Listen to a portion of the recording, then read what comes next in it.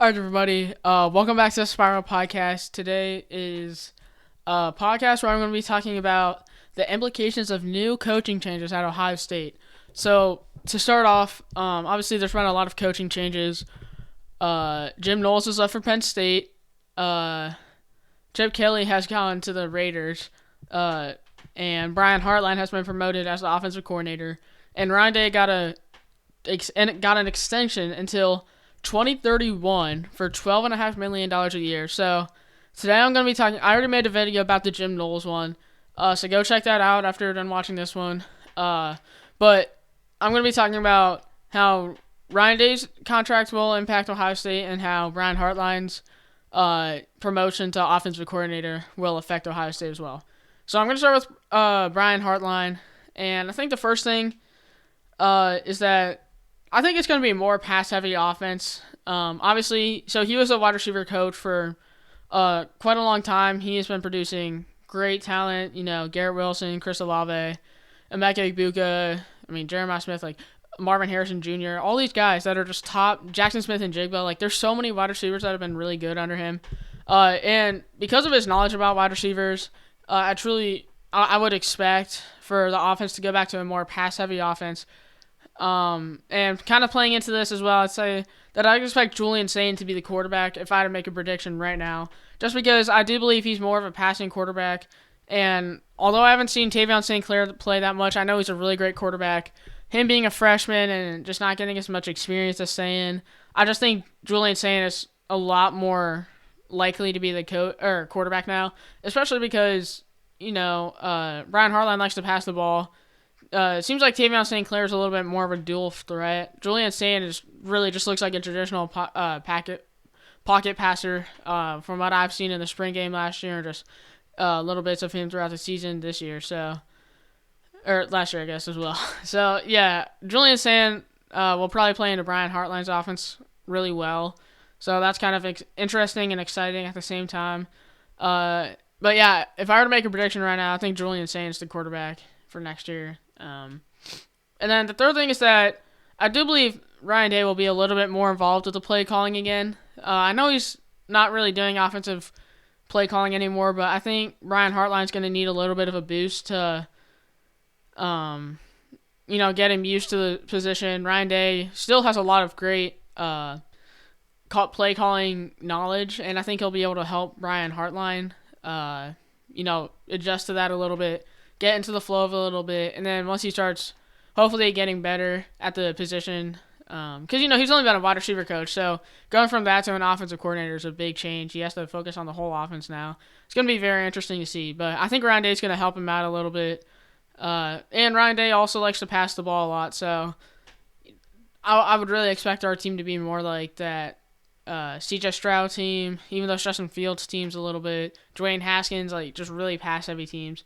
And then the last thing I have about Brian Hartline, I think a big implication is that, I think like I just kind of said, our offense is going to be a lot like how it was before Chip Kelly. Because Chip Kelly kind of changed our offense in a way. Like, he started he started calling more runs, a lot more interesting ways to get the ball to the running backs instead of wide receivers. And, I think, honestly, he probably could have gotten Jeremiah Smith even a little bit more involved than he was.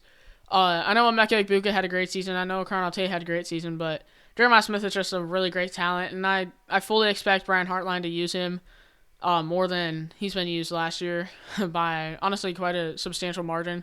I think he's going to recognize the talent. He's seeing that firsthand every single day. And I know other coaches are seeing Jeremiah Smith like that, but he truly knows Jeremiah Smith more than anybody in the whole staff. And I do think Jeremiah Smith is going to have insanely good numbers next year. Potentially Heisman candidate, maybe. I don't know. But Jeremiah Smith is going to get the ball a lot, I have a feeling, in this new offense under Brian Hartline. And overall, I just think his knowledge in the passing game, his experience with this team specifically, he's been very loyal, been around the program a while, knows the culture, the talent on the offense that we still will have. And I know we've lost a lot of players like Quinshon, Travion, Emeka Egbuka, G. Scott, a lot of offensive linemen.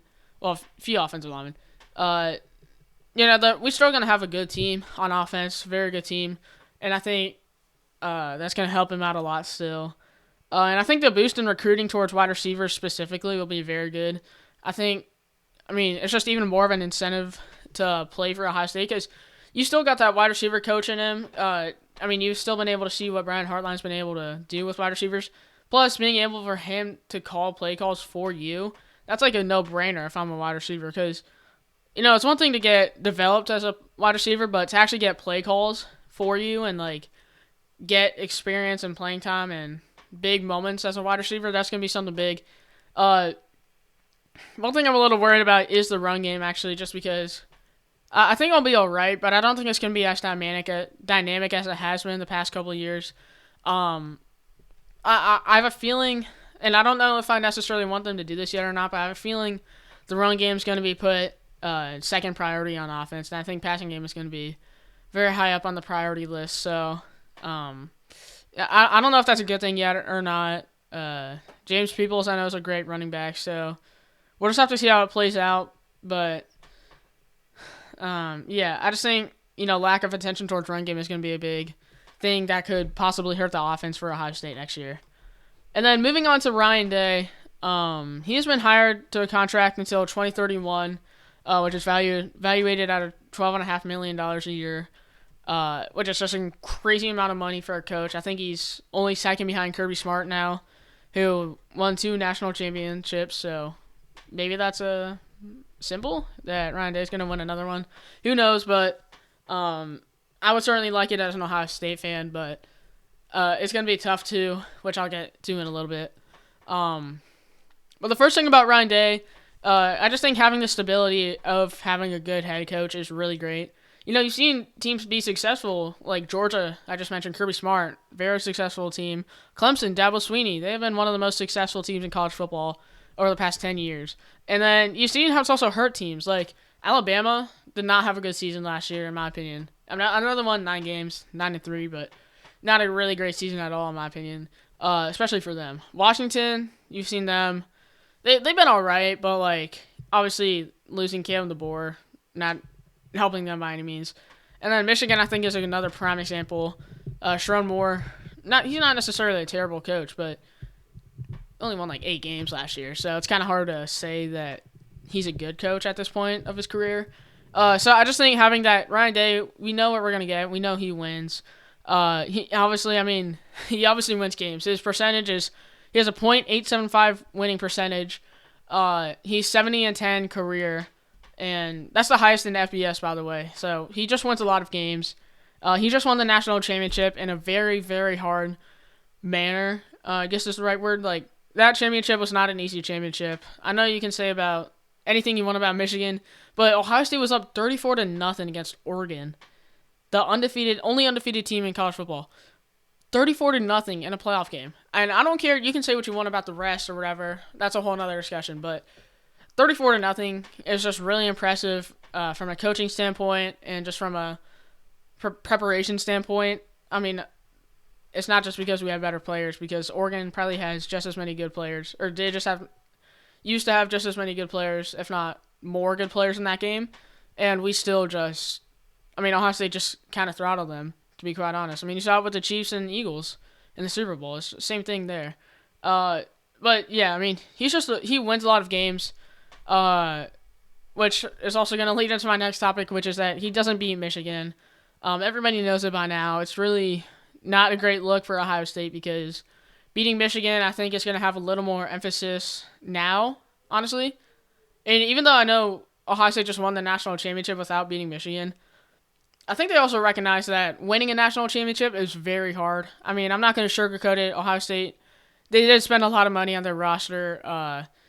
They did get a lot of good players to help them get that championship. So the loss to Michigan, it did kind of feel like it was over at the time, but knowing how many talented players were on the team, it kind of, they still had a chance. But I'm just saying with a newer, less experienced team that doesn't have as many dynamic players maybe as they did last year, I think that winning against Michigan is going to be something that Ohio State fans are going to put more emphasis on, because who knows if Ohio State's even going to make the playoffs, or if they're going to win a game in the playoffs or something. Because then if you lose a game in the playoffs and don't beat Michigan, then it's a really bad season.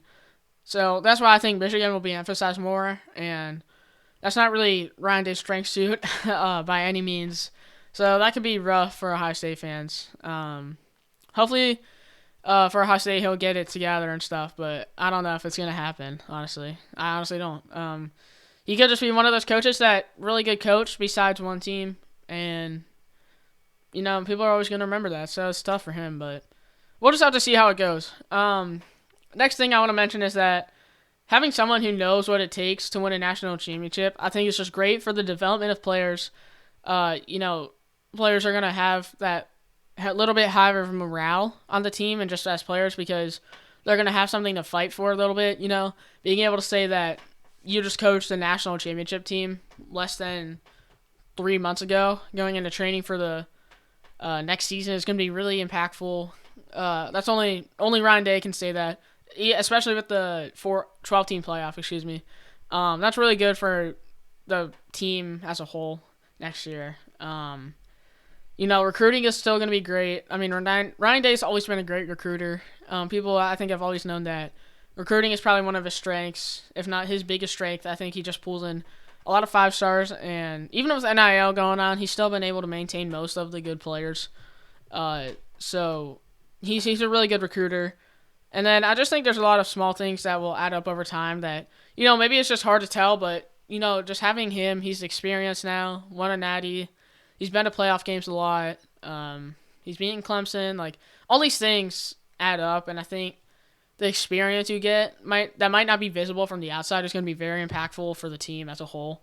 And I think it's just really solid to have him as the head coach. And quite honestly, it's just, even though the Michigan losses really suck, it is kind of a bit of a cushion in the college football world because, like I mentioned earlier, coaches are very inconsistent. There's a lot of coaches that, think about Texas A&M for a sec. They lost their coach and had to pay him ridiculous amounts of money, and he just sucks. So it is nice to know that Ohio State I think they just wanted to get it out of the way, make sure they had somebody who could win games, and yeah. And I think that I do think this is something else that's kind of maybe a little bit minor, but I do think that the character of a coach is really impactful for a team. I think not just obviously as a fan, I want my coach to be a good guy and a good person. And I do think Ryan Day is a really great guy. I mean, I think I saw something that he donated $1 million to mental health after he got his $12.5 million, or after he got his contract or whatever. He donated $1 million to mental health research and stuff, which is just great to see. And I just feel like for college football, it's better to have guys that are good people. I always think of Brian Kelly as somebody that isn't really a great character. And even if he's a solid coach, he's a good coach.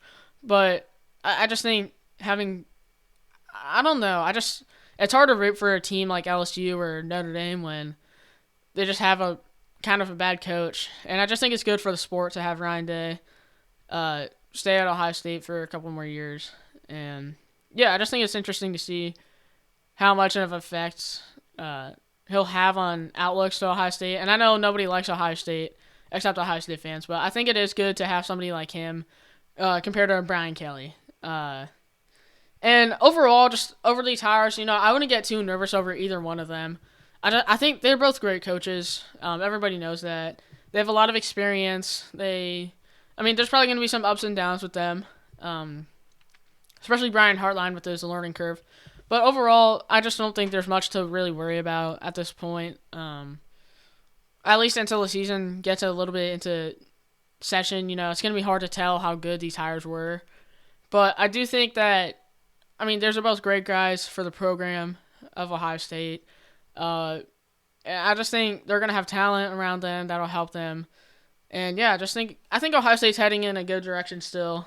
Obviously, losing Chip Kelly and Jim Knowles really hurts. But I do think that there's a little bit of a safety net with all the talent and insanely good minds that are on that staff. So that's kind of my overview of the Ryan Day contract extension and the Brian Hartline offensive coordinator promotion. Be sure to leave a comment if you like this video. Let me know some things that you guys want to disagree with me about, agree with me on, just anything really. And be sure to leave a like and subscribe if you like the video. It would help me out a lot. So thank you all for watching, and I'll see you guys in the next one. Bye.